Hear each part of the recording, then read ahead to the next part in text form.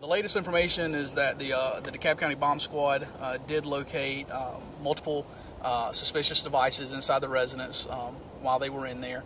All of the devices at this point have been either rendered or considered safe.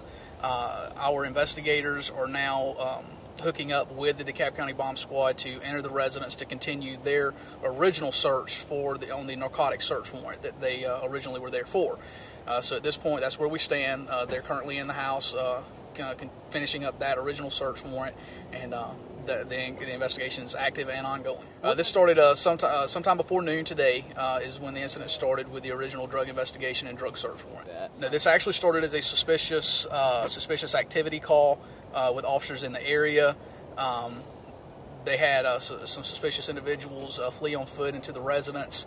That initial suspicious activity call led to probable cause for a search warrant for drugs, and the search warrant for drugs is what led to discovering the suspicious devices. Okay. Small devices consistent with explosive materials, and again, they were all either considered or rendered safe by the bomb squad. There was not anything that we believe at this point that was active and charged. We have 4 subjects that have been detained on the original drug investigation. At this point, the whole thing is ongoing, so the investigators will make a determination as far as who, if anyone, is charged with the explosives.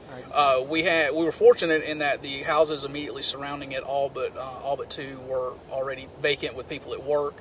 So as those neighbors have returned home, they've been cooperative and have remained outside their homes, staged with us in our staging areas.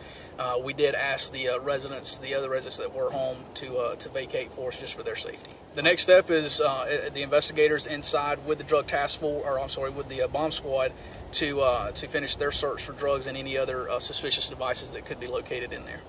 We interviewed several neighbors that let us know about information that, quite honestly, we were already familiar with, dating back to pre-Brookhaven Police Department days.